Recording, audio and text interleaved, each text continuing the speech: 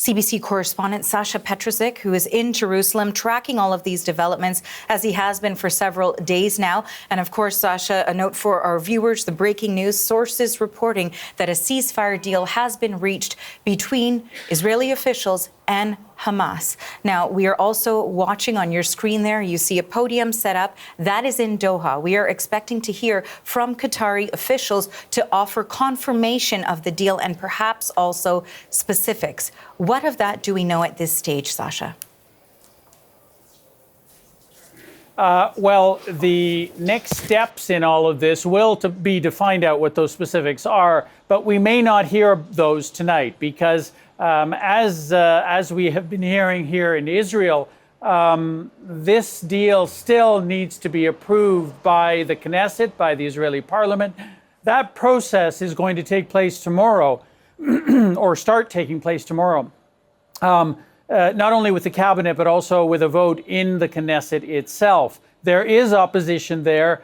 Some of the hardline parties, the right-wing parties that are part of Prime Minister Benjamin Netanyahu's coalition government have been strongly opposed to this, saying that this is going to lead to a catastrophe, in their words, and that the right thing to do would have been to continue fighting Hamas until total victory, in their words. That's been their slogan for some time. Now, they may or may not, all of them may or may not vote against this. One of the parties has been a little bit vague about whether they will support it or not, even though they're opposed to it.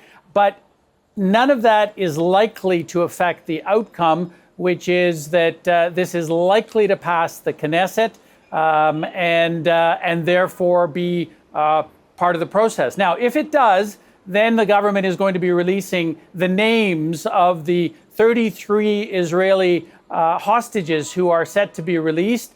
Some of those are not alive anymore, but the majority is, according to the Israeli government, and therefore they will start to be released as soon as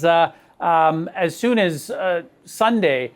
We are hearing, and that 3 are expected to be let go at that point, which will kickstart the rest of the process, the rest of the parts of this ceasefire, this phase of the ceasefire, as we've been hearing. It has been very, very complicated. There is a very specific schedule about who will be released and when and how many, and what Israel has committed itself to do in response. So we will be hearing the very specifics of all of that probably tomorrow here in Israel, when the Israeli government actually gears up to implement this. We are hearing of some troop movements in Gaza even tonight in order to get ready for this. But obviously, until it is announced, until the Israeli government has formally accepted this agreement, it will not actually be put into effect. And no hostages are expected to be released, which is the key for many here in Israel, until Sunday at the earliest, as far as we're hearing. And of course, for continuing to watch, you see the screen in front of you there, that in Doha, we are expecting to get official confirmation officials in regards to a ceasefire deal being reached between Israeli officials and Hamas in regards to a ceasefire in Gaza and the conflict there. Our Sasha Petrusik in Jerusalem has been covering this for us. Another question as well for you in regards to the potential for a deal here. We know that Gaza has devolved into really a humanitarian crisis. So in terms of aid coming in following a ceasefire deal, what do we know to that end?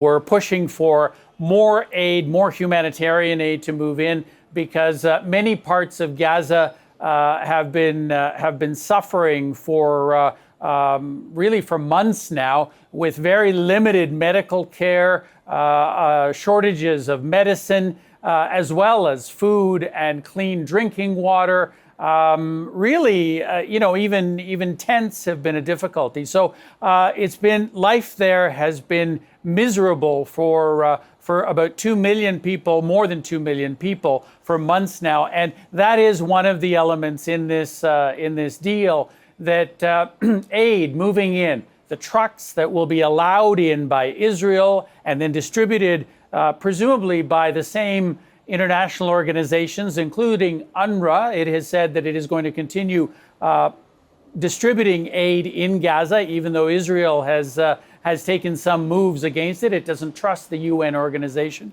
But it is the main organization in there. It will continue functioning, as well as many other NGOs that are in there.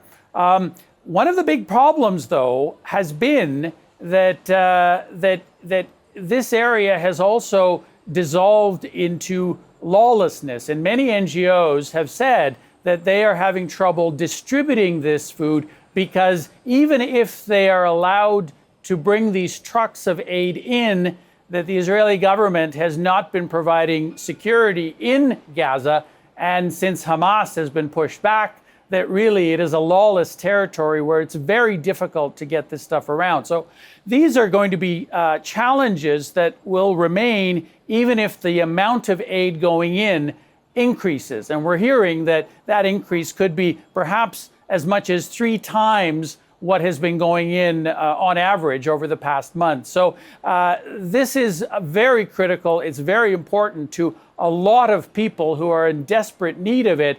But even if there is a ceasefire deal, which includes an increase in flow of aid, there may be huge difficulties in getting it in and getting it distributed. So that may be one of the next hurdles that that the international community, Israel, Hamas, and the people of Gaza have to face.